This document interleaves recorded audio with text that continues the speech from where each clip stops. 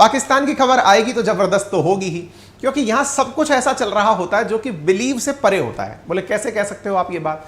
मैंने कहा मैं ऐसे कह सकता हूं कि मैंने इस पर इतने सारे सेशन अब तक कर दिए हैं जो अपने आप में ही सरप्राइजिंग हैं। कभी पाकिस्तान की अंतर्राष्ट्रीय स्तर पर इंसल्ट हो जाती है, कभी ये लोग कहते हैं कि हमारे हाथ में एटम बम है, हमसे पंगा मत लो, कभी पाकिस्तान के प्रधानमंत्री कहते हैं कि भारत से युद्ध करके केवल गरीबी और बेरोजगारी मिली है, कभी ये पाकिस्तान में कहते हैं कि अगर भारत ने चाल चली तो हमारी पनडुब्बियां बेकार हो जाएंगी। तमाम वो खबरें जिनसे पाकिस्तानियों को यह एहसास तो है कि भारत उनके लिए कितना भारी पड़ रहा है। रिसेंटली एक ऐसी सुर्खी इस समय फ्लोट हो रही है मीडिया में जिसके चलते पाकिस्तान का जो घमंड है, पाकिस्तान का जो गुरूर है, वो टूटता हुआ दिख रहा है। आप पूछेंगे कैसे? पाकिस्तान के बारे में एक चीज बहुत ज्यादा गाजे बाजे के साथ कही जाती है, और वो क्या? पाकिस्तान के साथ सबसे ज्यादा पावरफुल पाकिस्तानियों की सेना है। पाकिस्तान तो भले ही बिल्कुल कटोरा लेके हाथ में खड़ा है, लेकिन उनका जो पूरा पावर सेंटर है वो उनकी सेना है। यानी पाकिस्तान में सबसे पावरफुल कौन? तो बोले सेना। वहां ना का प्रधानमंत्री वहां का महत्वपूर्ण, ना वहां का राष्ट्रपति महत्वपूर्ण, वहां पर सबसे महत्वपूर्ण कौन? सेना, और सेना का अध्यक्ष। तभी तो ना जाने कितनी बार आज तक पाकिस्तान के अंदर सत्ता परिवर्तन हो चुका है, सेना का शासन आ चुका है। अब जब सेना अध्यक्ष इतना महत्वपूर्ण पद है तो उसकी इज्जत भी होनी चाहिए। तो आज हम उसकी पूरी इज्जत करेंगे। क्यों करेंगे? आज की एक खबर सुनिए आप। खबर यह है कि tanks not in working condition when ex Pakistan army chief said can't go to war with India. एक ऐसा वीडियो वायरल हो रहा है इन दिनों जिसमें बाजवा, अगर आपको याद हो तो आज से जो वर्तमान पाकिस्तान के आर्मी चीफ हैं, इनसे पहले वाले जो आर्मी चीफ थे, उनका एक बयान जबरदस्त वायरल हो रहा है। और वो बयान क्या है कि हम लोग इंडिया के साथ युद्ध नहीं कर सकते। क्यों नहीं कर सकते? क्योंकि हमारे जो टैंक हैं वो वर्किंग कंडीशन में नहीं है, इसलिए बेहतर है कि इंडिया के साथ समझौता कर लिया जाए। आप पूछेंगे तो क्या ये सेना अध्यक्ष के पद से हट गए हैं उसके बाद बयान दिया है क्या? अजी नहीं, ये बयान इनका 2021 का है। इन्होंने पाकिस्तान के 25 पत्रकारों को संबोधित करते हुए कहा कि बेहतर होगा कि इंडिया के साथ हम कश्मीर मुद्दे पर बहस ना करें और उनके साथ युद्ध विराम करके शांति प्रस्ताव स्थापित करें, क्योंकि हम युद्ध करने की स्थिति में नहीं है। बाजवा उस समय सेना अध्यक्ष हुआ करते थे। 25 की 25 जर्नलिस्ट जिनको बैठाकर बताया गया था, वो जर्नलिस्ट सवाल तक नहीं कर पाए कि सर आप ऐसा क्यों कह रहे हो, ये तो घनघोर बेइज्जती है पाकिस्तान की। आप सेना अध्यक्ष होकर इस पद पर बैठकर ऐसी बातें कह रहे हो। ऐसी स्थिति में बाजवा फिलहाल पद पर नहीं है, तो अब वो जर्नलिस्ट निकल कर आ रहे हैं जिन्हें बाजवा ने पहले कमरे में बिठाकर कहा था। उस समय तो वो कह नहीं पाए पब्लिकली मीडिया में। बाजवा ने केवल पत्रकारों को बुलाकर यह कहा कि तुम लोग ज्यादा न्यूज में कश्मीर राग मत अलापो, भारत विरोधी एजेंडा चलाओ मत। अगर तुम चलाओगे तो युद्ध की स्थितियां बनेंगी। हमारी स्थिति ऐसी नहीं है कि हम युद्ध कर पाए, ना हमारे टैंक में मतलब चलाने के लिए डीजल है, और ना ही हमारी गाड़ियों में इतना क्षमता है कि हम भारत से लड़ पाए। ये उस समय वो आर्मी के जनरल हुआ करते थे। और जब जब जब जब सेना अध्यक्ष के द्वारा इस तरह का बयान दिया जाएगा तो आपको मालूम है पाकिस्तान में सबसे पावरफुल सेना है, तो पत्रकार भी जो है वो उस समय कुछ नहीं बोले। आज जब बाजवा सत्ता में नहीं है या बाजवा पद पर नहीं है, 2022 में वो पद से रिटायर्ड हो गए, तो भाई साहब निकल करके पत्रकार बाहर आ रहे हैं और वो सारी वो बातें बता रहे हैं कि देखो बाजवा को कोर्ट मार्शल मिलना चाहिए। अरे मूर्खों, बाजवा को कोर्ट मार्शल दिलाने के लिए तुम फिर से वो काम कर रहे हो जिससे तुम्हारी कितनी जबरदस्त इज्जत दुनिया में हो जाएगी, इसका अंदाजा तुम्हें नहीं है। तुम बैठकर नेशनल मीडिया पर चर्चा कर रहे हो कि देखो हमारे टैंकों में तेल नहीं है, बाजवा ने ऐसा बोला था, हमारे टैंकों में ताकत नहीं है, हमारी सेना इंडिया से नहीं लड़ सकती है। अरे तो ये जो बात है ये जाकर प्रधानमंत्री को बताओ यार। तुम पब्लिक मीडिया में क्यों पाकिस्तानियों को मारने लगे हुए हो? मतलब ये एक नसीहत है हमारे अपने बच्चे के लिए, वहां की मीडिया के लिए, कि ठीक है मतलब तुम्हारे अंदर ये बात है कि बाजवा को मतलब सजा दिलवाई जाए, लेकिन बाजवा को सजा दिलवाने से ज्यादा बेहतर होगा कि तुम अपने उस फटे हुए मतलब जो गुदड़ी है उसको संभालो भाई। अपने घाव इतना ज्यादा खुल के मत दिखाओ। इंडिया एकदम तैयार बैठा है। अभी तक प्लान केवल कश्मीर को पाने का था, कल को पता चला तुम्हारे इस मोटिवेशन से इतना मोटिवेट हो जाए कि पूरा पाकिस्तान इंडिया में मिला लिया जाए। देख लो, मर्जी तुम्हारी है, फिर तुम एंकरिंग इंडिया में बैठकर करोगे, बस हमें इतना सा पता चल रहा है। खैर कोई नहीं, फिलहाल के लिए पाकिस्तान आर्मी नो मैच। यहां पर बाजवा का वो बात इन्होंने हाल ही में पत्रकारों ने बैठकर कही है। और तो और बहुत ही गजब गजब चीजें निकल कर आई हैं, ऐसी ऐसी चीजें निकल कर आई हैं कि जो अपने डोभाल साहब है ना, ये दुबई गए, यहां यूएई गए थे, यूएई मतलब दुबई, आबू धाबी। यूएई असल में भारत और पाकिस्तान के बीच कश्मीर मुद्दे के बाद में जो मामला भड़का हुआ था उसकी मध्यस्थता कर रहा था, पाकिस्तान को समझा रहा था कि बेटा घर में नहीं है दाने और तुम चल दिए भुनाने, ऐसी स्थिति में भारत के साथ समझौता कर लो, कोई मतलब नहीं है, हम खुद जाकर के कश्मीर के अंदर अपना मॉल बना रहे हैं, तुम खामोखा फड़ फड़ चिल्ला रहे हो, ऐसा करो दोनों लोग बैठकर बात करो। ऐसी स्थिति में भारत की तरफ से अजीत डोभाल जी यूएई गए थे और उधर से उनके आईएसआई चीफ को दुबई बुलाया गया था, यानी यूएई बुलाया गया था। दोनों के बीच में बातचीत हुई तो डोभाल साहब पता नहीं आईएसआई चीफ को ऐसा क्या कहकर आ गए कि भाई साहब वो तो एकदम जॉम्बी बन गया, जाकर के बिल्कुल भारत के ही गुण गाने लग गया। वहां जाकर के डोभाल साहब ने उसकी ऐसी भेजी सेट करी कि वो जाकर के आईएसआई चीफ जाकर बाजवा से कहता है कि देखो साहब, मोदी जी आ रहे हैं 2021 में हिंगलाज माता के दर्शन करने पाकिस्तान, और वो यहीं पर अपना 10 दिवसीय व्रत जो है वो कंप्लीट करेंगे, हिंगलाज माता के दर्शन करेंगे जो कि आपके बलूचिस्तान में है, और यहीं आकर इमरान खान से हैंडशेक करके कहेंगे कि लीजिए कश्मीर मुद्दा शांत हुआ, अब हम लोग मित्र हुए। बोले ऐसी प्लानिंग है इंडिया की कि पहले तो 370 हटाया 2019 में, हम जो लोग बहुत ज्यादा चिल्ला रहे हैं इनका समाधान करने के लिए 2021 में मोदी जी स्वयं पधार रहे हैं। यह खबर पाकिस्तान में पहुंचा दी गई, किस किस के द्वारा? अजीत डोभाल जी के द्वारा आईएसआई चीफ और सेना अध्यक्ष जो वहां की पावरफुल एजेंसीज हैं उनको बता दी। लेकिन जब यह बात निकल करके आई, ये दोनों लोग जाकर के इमरान खान को बताए, इमरान खान से कहा कि देखिए साहब मोदी जी आ रहे हैं, तो इमरान खान ने कहा अरे तो मुझसे तो पूछ लेते कि मोदी जी आ रहे हैं तो मेरा क्या रिएक्शन है, मैं तो दुनिया भर में जहां जा रहा हूं वहां पर कश्मीर कश्मीर कश्मीर राग अलाप रहा हूं। बोले साहब आपको वो राग बंद करना पड़ेगा।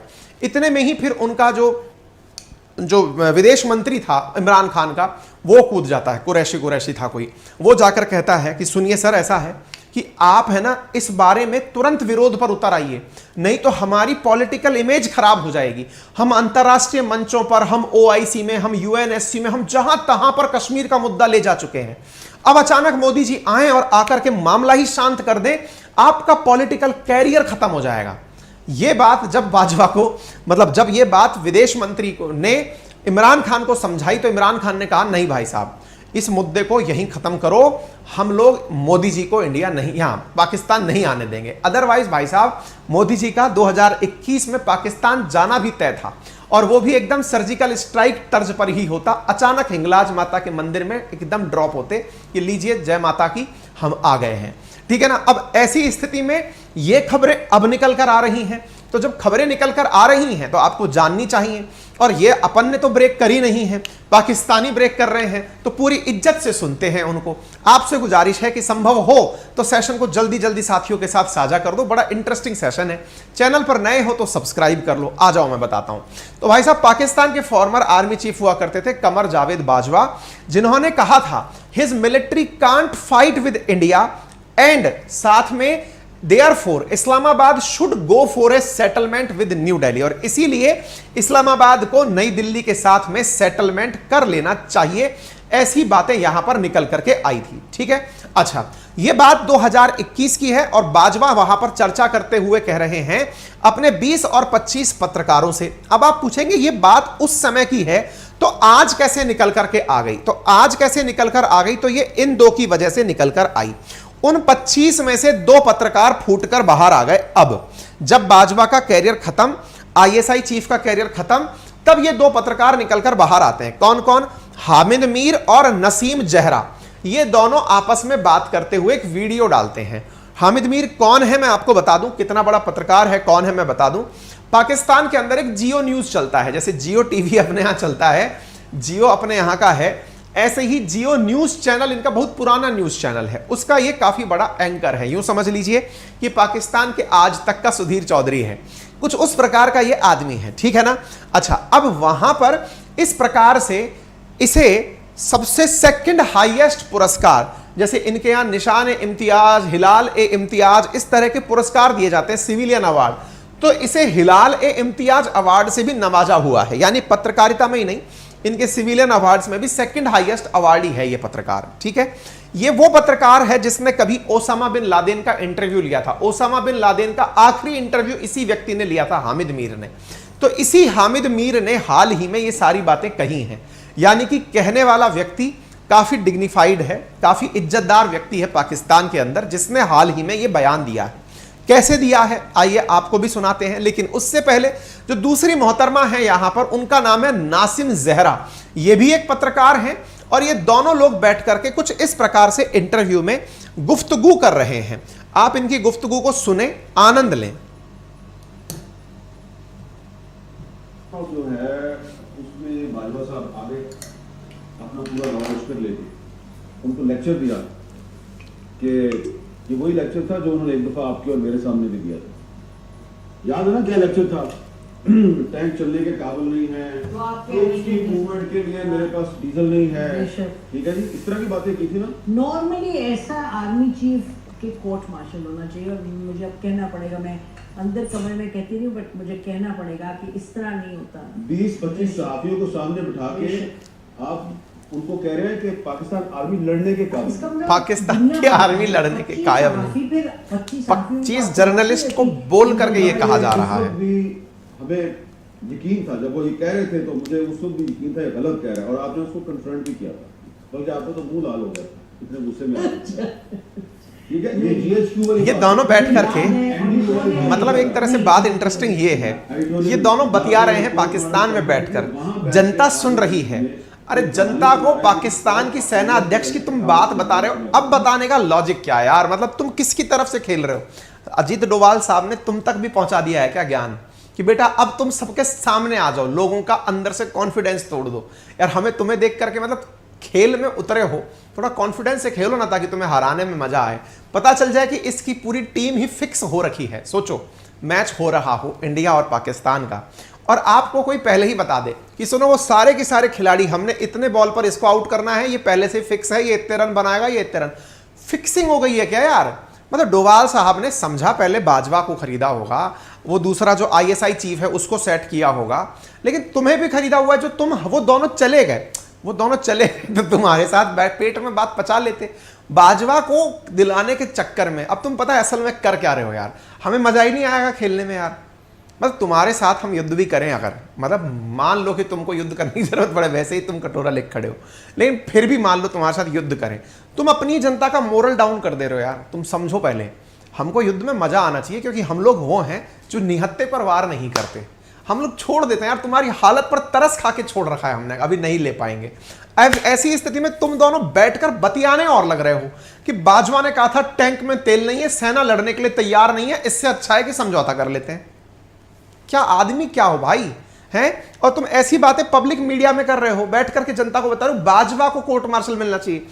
धत्त बुद्धि है तुम्हारी यार, मतलब हमें तुम्हारे देखकर तरस आ रही है। हाँ ये बात सही है कि तुम्हारी हालत खराब थी, हमें पता नहीं, अंतरराष्ट्रीय खबर थी ये कि Pakistan want initiate military conflict with India, Imran Khan ने 2019 में अनाउंस कर दिया था। ये तुम बात सही कह रहे हो। जब हमने 5 अगस्त के दिन वहां से वो 370 हटाया था, तब तुमने पाकिस्तान नामक ढपली बजाई थी, कश्मीर नामक ढपली बजाई थी, लेकिन इमरान खान खुद कह चुके थे कि हम इस स्थिति में नहीं है कि हम रिटेलिएट करें। रिटेलिएट करें जब ऐसी स्थिति में नहीं है, तो एक हालात तुम्हारे ऐसे उस समय उजागर हो गए थे इमरान खान के समय कि गूगल पर भिखारी देखो तो इमरान खान की तस्वीर निकल कर आती थी, टॉयलेट पेपर ढूंढो तो पाकिस्तान का झंडा निकल कर आता था। यार तुम्हारी बहुत बुरी हालत रही है, हमें पता है। अब ऐसी स्थिति में यार तुम लोग जो है अपने घावों को खुद इसी तरह हरा करोगे, हमें मजा नहीं आएगा। मतलब पहले हम तुम्हारा मीम बनाकर मजा लेते थे, अब तुम हमारा वो अधिकार भी छीन लोगे क्या? हमें खुश नहीं रहने देना चाहते हो क्या? हैं? अब हमको ये लगेगा कि इस टूर्नामेंट में इस टीम के साथ खेलना ही नहीं है भाई। हमारी सेना ही पता चलेगी, कह देगी कि नहीं सर, ये 90,000 लोग तो पहले से ही सरेंडर किए हुए हैं, अब हम रिकॉर्ड स्थापित नहीं करना चाहते हैं। 90,000 से ऊपर हमें डाउट हो जाएगा कि ये सेना थी कि नहीं, पता चले कि तुम सबके सब सरेंडर मार दिए। ये तुम गलत कर रहे हो, ठीक है। हमको पता है डोभाल साहब के अंदर कैरिज्मेटिक व्यक्तित्व है, वो तुम्हारा समेटा समेट दिए, खैर कोई नहीं। तो भाई साहब हामिद मीर जो है, इन्होंने बाजवा के बारे में कहा कि वो इंडिया के साथ एक डील कर चुके थे कश्मीर मुद्दे पर, जिसकी वजह से वो ये सारी बातें बोल रहे थे। When Foreign Office and then Foreign Minister Shah Mahmood Qureshi came to know about it, they went to Imran Khan and asked whether he was aware। किस बात में? कि prime minister Narendra Modi was to visit India, was to visit Pakistan. Modi ji 2021 में भी जाने वाले थे। ये बात वहां के विदेश मंत्री को और प्रधानमंत्री को नहीं पता थी, बाकी सेना अध्यक्ष को और वहां के आईएसआई चीफ को पता थी। इंडिया ने उनको बता रखा था। तो जब इमरान खान से पूछने के लिए शाह महमूद कुरैशी जाते हैं तो इमरान खान कहते हैं कि I am told about it, मुझे बताया तो गया है। बाजवा एंड फैज बोले तो आईएसआई चीफ हैड कम, वो दोनों आए थे और उन्होंने कहा कि बातें चल रही हैं, but Modi is coming that I don't know, लेकिन मुझे ये नहीं पता कि मोदी आ रहे हैं कि नहीं, ये मुझे नहीं पता है। अब आपको नहीं पता है तो ये तो पता होगा इमरान खान जी कि आपने खुद ने यह स्वीकार किया है कि पाकिस्तान में सबसे पावरफुल आदमी कौन है। पावरफुल आदमी था बाजवा, जो सेना अध्यक्ष था उस समय पर। Army chief is most powerful person in Pakistan, ऐसा आप खुद ने कहा है। जब आपने ऐसा खुद कहा है तो बाजवा ने आपको बताने की जरूरत नहीं समझी, और इसी कारण से आपसे भी बातें हमने नहीं करी। डोभाल साहब ने सीधी उन्हीं से बात करी जो डिसीजन लेते हैं। आइए आगे सुनते हैं। कश्मीर पे मैं सिर्फ दुआ कर सकता हूँ इसलिए कि जनरल कमर बाजवा जो है उसने कश्मीर पे जो सौदा किया उसकी अभी तक डिटेल जो है वो कौम के सामने सौदा किया सौदा ये जो इनका कहना है line of control cease fire, उस सीज फायर के फौरन बाद 2021 में भारत पाकिस्तान के बीच में एक सीज फायर हुआ, बोले वो एक सौदा था। ठीक है, और जब फॉरेन ऑफिस को ये पता चला, वजीर खारजा शाह कुरैशी को पता चला कि मोदी पाकिस्तान आ रहा है, मुझे तो पता ही नहीं। ये जो बात मैंने बोलकर सुनाई वही बातें ये लोग बोल रहे हैं, तो मैंने इन्हीं की बातें आपको सुना दी हैं, ठीक है ना। तो ये जो फैज हमीद हैं ये आईएसआई चीफ हुआ करते थे 2019 से 21 के बीच में, और इमरान खान ने मतलब यही वो व्यक्ति थे जो कि भारत के मतलब उनके साथ बात करने के लिए गए थे, ठीक है। अच्छा, जब बात ये निकल कर आई तो इन्होंने ये कहा Foreign Office. After this, Bajwa came to the Foreign Office and lectured them. It was the same lecture given before us. Do you remember? Tanks are not in condition to work. There is no diesel for the movement of cannons. This kind of talk he did. Mir said in the conversation with Zahra, to which Naseem Zahra said normally such army chief should be court-martialed. मतलब ये लोग बैठ करके अब अपने army chief के ऊपर court martial जो पहले था ना उसके ऊपर कोर्ट मार्शल करवाने की बात कर रहे हैं। अब क्या ये बात सच है? बिल्कुल सच है। कैसे है? आइए आपको ये खबर दिखाते हैं। इंडियन एक्सप्रेस की खबर है अप्रैल 2021 की। In built to ceasefire though NSA Doval met ISI chief in UAE last year. ये खबर निकल कर आई थी कि भारत ने अपने डोभाल साहब से भेजकर आईएसआई चीफ दोनों मिलकर के यूएई के अंदर बैठक करके सीज फायर किए थे, यानी कि युद्ध विराम किए थे कि बॉर्डर पर मतलब अब गोलाबारी नहीं होनी चाहिए। तो जो नहीं होनी चाहिए उस दौरान उन्हें किसी प्रकार से बाजवा को खरीद लिया गया था, मतलब सौदा किया गया था, जिस कारण से बाजवा भारत विरोध में कुछ बोल ही नहीं रहे थे। ये इनका कहना है, ठीक है ना। अच्छा, अब एक चीज यहां पर और निकल कर आती है और वो ये क्या है, बोले एक बात बताओ, बाजवा इस काम के लिए इतने उत्साहित क्यों थे? मतलब कश्मीर मुद्दे पर शांति, चलो ठीक है, हमारे पास में वो नहीं है, क्या नहीं है, डीजल नहीं है, गोला बारूद नहीं है चलाने के लिए, कोई बात नहीं, लेकिन फिर भी बाजवा कश्मीर मुद्दे पर इतने उत्साहित क्यों थे? इसके पीछे का कारण है कि once upon a time Imran Khan ने कहा था कि जो भी व्यक्ति मतलब वो करा देगा, कश्मीर का मुद्दा सॉल्व करा देगा, उसे नोबेल पीस पुरस्कार मिलेगा। ऐसी स्थिति में कहा जा रहा है कि जो इमरान खान ने कहा था कि जो भी व्यक्ति कश्मीर मुद्दा रिजॉल्व करा देगा उसे नोबेल पीस पुरस्कार मिलेगा। इसी कारण से क्या पता बाजवा इस मुद्दे पर सेटलमेंट कराने की कोशिश कर रहे हो। अब बात सवाल यह बनता है कि जब इतना ही बुरा था बाजवा, तो ऐसी स्थिति में इमरान खान ने बाजवा को 3 साल का एक्सटेंशन क्यों दिया? अब यह सवाल का जवाब तो खैर इमरान खान जानते हैं, लेकिन इमरान खान ने अपनी तरफ से जवाब देते हुए कहा कि यह ना लगे लोगों को कि हमारे बीच में अनबन चल रही है, इसलिए मैंने बाजवा को 3 साल का एक्सटेंशन दिया है। और इमरान खान ने बाजवा को 2022 तक के लिए आर्मी चीफ बनाकर भेज दिया। अब बड़ा सवाल यह है, जब यह सवाल इंडिया की तरफ से पूछा गया कि भाई बताइए क्या वाकई में ऐसा कुछ है क्या, कि आने वाले थे क्या? भाई हमारे पत्रकार भी तो पूछेंगे कि मोदी जी वहां जाने वाले थे क्या? तो हम तो कभी इस चीज पर रेस्पॉन्ड देते ही नहीं है, एकदम सरप्राइज विजिट होती है। नवाज शरीफ के यहाँ पे भी, नवाज शरीफ के पोती की शादी में भी सरप्राइज विजिट थी मोदी जी की। ऐसी स्थिति में फिर एक और पत्रकार निकल के आते हैं जिनका उसी समय का एक आर्टिकल उर्दू में बाहर निकलता है, और वो क्या है, जरा इस आर्टिकल को देखें। जिन्हें उर्दू आती है वो देख सकते हैं, इसमें 2021 जरूर उन्हें दिख रहा होगा। ये उर्दू में लिखा हुआ है, हमारी टीम ने इसका ट्रांसलेशन किया। ट्रांसलेशन किया तो कुछ अंग्रेजी ऐसी निकल कर आई। क्या लिखा हुआ है? Army had also agreed in Narendra Modi to come Pakistan in 2020। This fast was done by general Faiz Hameed. मैंने इसको अंग्रेजी में भी टाइप करवा लिया है। ये वो फैज हमीद हैं जो कि ISI चीफ हुआ करते थे, इनके साथ मामला हुआ था। तो ये अंग्रेजी में यूं है, कुछ इधर देखिए। इस आर्टिकल में जो कि जनवरी 5 में प्रकाशित हुआ था, इसमें जावेद चौधरी ने लिखा है about the inflection point that led to estrangement between the Pakistan military establishment and Imran Khan and consequently the fall of PTI led government. He wrote that the then ISI chief General Faiz Hameed had met with India's national security advisor Ajit Doval several times। यानी जो पाकिस्तान के ISI chief थे वो अजीत डोवाल जी से कई बार मिले थे, और कहां पर? अरब कंट्री के अंदर, यानी UAE के अंदर, which had eventually led to an agreement that Modi would travel to Pakistan on April 9, 2021, जिसमें यह तय किया गया था। क्योंकि देखिए अगस्त के अंदर अगस्त 2019 में भारत ने कश्मीर से 370 हटा दिया था। उसके बाद पाकिस्तान जो है वो खुद के ही नुकसान पर उतर पड़ा था। कश्मीर का मुद्दा उठाते उठाते बोलने लगा हम व्यापार नहीं करेंगे, हम विरोध करेंगे, हम विरोध करेंगे। अब जिनके घर में दाने नहीं हैं वो बकवास कर रहे हैं फालतू की।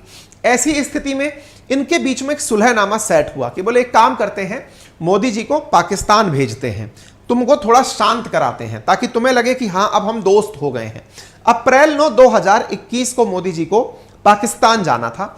इंसिडेंटली अप्रैल 2021 में the Emirati ambassador to Washington Yousef Al Otaiba confirmed that United Arab Emirates had played a role to de-escalating tension over the Kashmir issue.